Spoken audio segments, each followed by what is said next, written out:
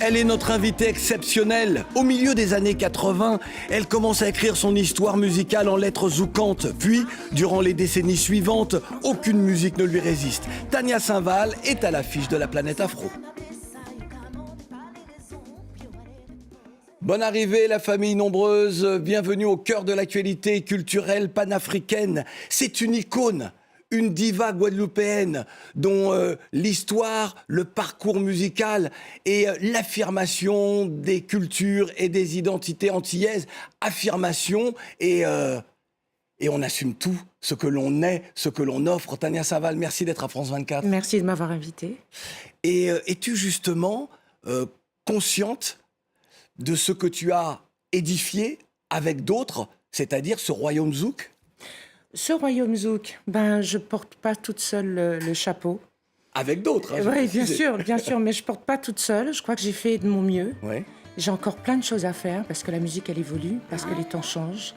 Et je crois qu'il faut rester quand même dans ce qui se passe aujourd'hui. Il y a le passé, il y a le présent, il y a le futur. Et mon analyse est en tout cas c'est la mienne, sur l'avenir de notre musique de manière générale. Il n'y a pas que le zouk, il y a le zouk, il y a la biguine, il y a le gros cas. Et aujourd'hui c'est un petit peu tout ça, mon univers. C'est ce que j'ai envie de défendre. C'est pour ça que je parlais de cette identité antillaise sublimée. Le 24 février dernier, tu étais sur la scène de la Cigale à Paris. Cela faisait 6 ans que tu n'avais pas retrouvé ce public parisien. Il est venu nombreux à la Cigale t'applaudir. Comment as-tu justement vécu cet instant de retrouvailles? Avec beaucoup d'amour, je me suis sentie comme à la maison. Mais j'étais vraiment tranquille et vraiment posée. Alors les gens se disaient, mais Tania, t'as un peu le trac et tout. Je disais, mais non, j'ai pas le trac. Chaque chose a sa place. Chaque intervenant a son poste. Avoir le trac sur scène? Non, ça arrive. Ouais. J'ai l'impression que plus les scènes sont petites et plus j'ai le trac en fait. Parce que le public est plus proche? Non, je n'ai pas de réponse à cela. Mais en tout cas, à la Cigale, j'étais vraiment à l'aise, malgré le fait que j'étais malade. C'est vrai. Mais j'ai assumé comme je pouvais et j'ai reçu des gens dans mon salon. Oui. J'ai juste envie de le refaire. Tania Saint-Val, qui était justement dans Couleur Tropicale quelques jours avant le concert, elle n'avait quasiment plus de voix puisque tu étais en pleine répétition. Moment donc de scène, moment choisi, Tania Saint-Val à la Cigale, à Paris, regardez. Je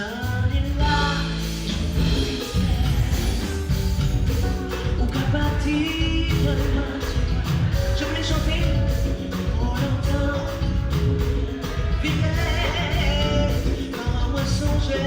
Si moi vivre ta main, la route va, la jolie nous,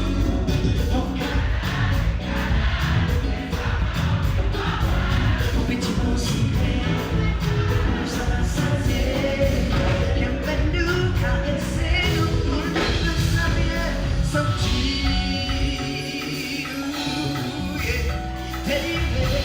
Niokala, chanson culte dans le répertoire de Tania Saint-Val. Le public était là, tout le monde chantait, une salle pleine. Alors, certains de tes fans connaissent ton amour, ton penchant pour le jazz et un jazz très caribéen.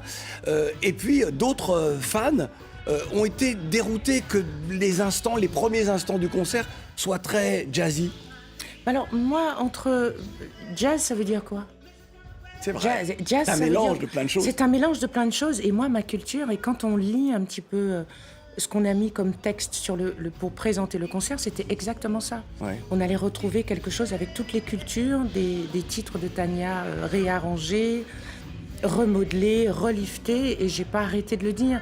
Donc il y a des gens qui sont venus en se disant, bon, on va faire un petit carnaval. Non, mais malheureusement, les choses ont changé. Oui, ce qui a été le cas à la fin, parce qu'à la fin, tout le monde était debout. Il y avait 3 tableaux. Il y avait le passé, avec les premières heures du zouk. Il y avait la deuxième phase de Tania en devenir, ce que j'aime beaucoup et ce que je vis aujourd'hui, la mère que je suis, avec toutes les cultures musicales que j'embrasse aujourd'hui. Et la troisième partie où c'était un peu la Tania 2000. Oui. Voilà. Il y a, donc je parlais de jazz, il y a les moments de live, les moments de production. Je pense à la compilation Jazz Island, à laquelle tu as participé avec d'autres artistes. Exact. Je voudrais qu'on parle d'un moment qui me semble, moi, être un moment important. C'est des moments, on a vu dans le début de l'émission, On a commencé avec un extrait du clip de Chalet. Chalet, c'est 1984, c'est ça 87, pardon, 87. Si tu non, 88. 88 même 88. D'accord. On trouve un petit peu toutes les dates, donc Ouais. entre 87 et 88. Ce titre-là, dans le clip, on voit des instants de carnaval. Cette chanson a été écrite justement pour, je parlais de sublimer, pour sublimer le carnaval de Guadeloupe, qui vient de s'achever. Bah alors, écoute, en fait, ça fait tellement longtemps que j'ai pas beaucoup de mémoire par rapport à ça, Ouais. mais c'est le dernier titre que nous avons eu à composer sur l'album. À l'époque, Et ouais. à l'époque, c'est parce que, voilà, on a eu envie de faire quelque chose qui bougeait dans le style de l'époque. Et cette chanson aussi s'est revue, reliftée lors Ouais. du concert. Et j'aime beaucoup la dernière version. Ça me parle beaucoup plus. Alors, je suis pas très, très carnaval, même si c'est quelque chose de très culturel. Alors c'est ce mais que je suis j'allais pas dire. carnaval. Mais que représente le carnaval pour toi, au-delà de son aspect festif? C'est plus que ça, c'est l'affirmation justement d'une identité. Ben, oui, c'est l'affirmation d'une identité dans laquelle je me retrouve beaucoup, puisque je suis de la Guadeloupe et des Antilles plus particulièrement. Mais d'autres choses spirituellement font que le carnaval, je m'en suis un petit peu éloignée. Je sais que ça ne te Si. fera pas plaisir. Ah mais non, mais moi je non. m'en suis éloignée d'un côté un peu spirituel. Mais ce qui- bon, Je comprends, mais ce qui nous fait plaisir, c'est que tu sois là. c'est gentil. C'est important. Je suis là. Ton papa, Tino Saint-Val, est important dans ton histoire musicale, dans ta passion pour la musique. Est-il le premier inspirateur? Le premier inspirateur, mais je pense que c'est aussi génétique, puisqu'il y avait la grand-mère. Ouais. Et ouais, c'est le premier inspirateur, puisque je pense que c'est celui qui m'a chanté les plus Une belles belle pochette chansons. de lui. Ah, magnifique. Et puis, papa, il était fan de Johnny Hallyday, donc Ben oui. très tôt, j'écoutais tout ça. Et voilà, non, mais je suis très fière de lui. Parmi les hommes importants dans ta vie musicale, il y a Pierre-Édouard Décimus, le fondateur de Cassave, Georges Décimus, le bassiste de Cassave, Patrick Saint-Éloi, qui fut chanteur de Cassave. Alors, je pourrais aussi citer Willy Salcedo, avec qui tu as fait tes premiers albums solo. Tous ces hommes-là sont importants. Que représentent-ils dans ton histoire, si tu devais résumer? C'est le début de mon histoire. C'est le début de mon histoire. C'est comme un enfant qu'on envoie comme ça. Ouais. Donc, on fait des choses ensemble. Et puis après, on arrive à avoir non pas des divergences, mais des routes un petit peu différentes, parce que l'enfant commence à marcher, donc il a envie des choses. Et tu me parles de ça il y a plus de 30 ans. Hein. Mais donc, oui, mais entre-temps, il y a eu 15 albums, il y a eu ma maison de production, il y a des albums que j'ai privilégiés, des couleurs musicales qui m'ont porté aujourd'hui et qui sont le langage d'aujourd'hui. Et pour moi, c'est ça qui est important. Petit extrait d'hommes qui ont traversé ta vie musicale. Victor O, à tes côtés, pour Doucine.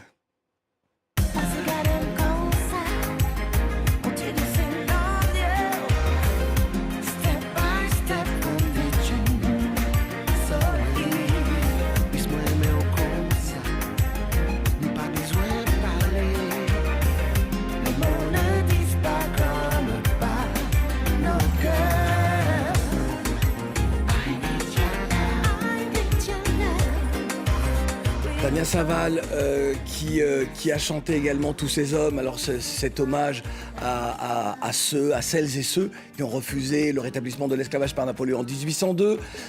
Tu as cité un homme qui quand même est important dans ton histoire musicale. J'aurais pu citer également Jean-Michel Rotin, hein. Oui. Important. Et puis, on a parlé de ton père, Tino. Il te faisait écouter Johnny Hallyday. Oui. Il y a Johnny Hallyday. Oui. Johnny Hallyday, quelle rencontre. Comment est né ce duo? Il y a eu des moments de live et des moments de studio. Oui, alors nous étions dans la même maison de disques et à l'époque, c'était Caroline Molko qui était directrice, je crois, de Mercury ou Universal. Et ils cherchaient une chanteuse parce que la chanteuse sur leur projet n'était pas disponible. Oui. C'était une américaine, elle n'était pas disponible. Donc ils cherchaient une chanteuse pour la remplacer. Et bien sûr, j'ai fait un petit casting et j'ai réussi le casting. J'ai vécu des moments assez extraordinaires. Ça m'a appris le métier. J'étais encouragée. C'est vraiment quelqu'un qui a eu les mots pour me parler. Moi, j'ai entendu plein de choses sur cet homme-là, mais je garderai que des bons souvenirs parce que c'est quelqu'un qui m'a vraiment encouragée. Il n'y a pas eu que lui, il y a eu aussi Francis Cabrel, il y a eu des duos, et voilà, je garde de très bons souvenirs de toutes ces belles choses, ces belles rencontres. Tania, tu es chevalier de l'Ordre du Mérite Il semblerait. Bah oui, tu fais donc autorité dans le monde de la musique et pas seulement. Alors ton avis est important. Aya Nakamura a été reçue le 19 février par le président de la République qui lui a proposé de chanter lors de la cérémonie d'ouverture des Jeux Olympiques. Elle va peut-être interpréter Une chanson d'Édith Piaf. Ah oui, Édith Piaf, pardon. J'ai dit Édith Lefel, tu vois. Mais Oh, oui, le lapsus. qui elle-même a chanté Exact. Édith Piaf. Et donc, je dis peut-être, parce que la fachosphère est en train de se mobiliser. Comment, pourquoi Aya Nakamura? Que penses-tu de cette polémique stérile? Alors, moi, je crois que plus il y a des polémiques et plus c'est de la pub. Je crois qu'il ne faut pas se voiler la face. C'est bien pour prévenir le public que ça risque de se faire et que de toutes les façons, ça va se faire, puisque Ouais. la présidence a demandé ça, ça va se faire. Je crois qu'après, c'est une construction dans l'esprit de l'art.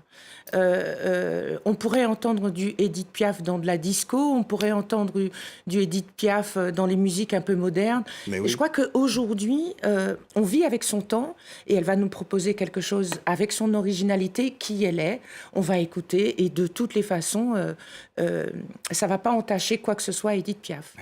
Ton actualité, Tania? Mon actualité, David c'est que bon, j'ai encore quelques dates sur la France. Je repars en Guadeloupe très bientôt. Et puis, bien sûr, ça fait longtemps que j'ai annoncé un album, un prochain, avec des couleurs, tout couleurs, Ouais. des couleurs antillaises et caribéennes, on Ouais. va dire. Donc, un petit peu toutes les cultures. J'espère bientôt, avant la fin de l'année. Merci infiniment, Tania C'est Saval, moi, d'avoir c'est été moi. notre hôte. Tu es une artiste extraordinaire, une showwoman exceptionnelle et ton parcours a marqué l'histoire de la musique et le rôle que tu joues est majeur dans ce rayonnement des musiques caribéennes, de l'identité caribéenne. Merci. Beaucoup, Tania. Merci. On se quitte avec Franglish. Le 13 février dernier, sur la scène de l'Accor Arena à Paris, il annonçait la sortie de Prime, son 4e album, disponible depuis le 16 février. Franglish était mon invité dans Couleurs Tropicales sur RFI. Vous pouvez réécouter l'émission sur l'application Pure Radio de RFI, ainsi que le passage de Tania Saval. C'était il y a 15 jours. Franglish, si t'es pas là, c'est le titre. Et effectivement, la semaine prochaine, vous retrouverez Fatima Tawan. Salut. Toi plus moi, ça fait trop. Moi pour toi, bébé, faut mettre toi. Toi plus moi, bébé, ça fait trop. Elle m'a dit, je veux tout faire avec toi, j'ai trop de projets. Hein, ce que tu souhaites tout de suite, faut me dire, je vais tout exaucer. Yeah. Elle m'a dit, je veux tout faire avec toi, j'ai trop de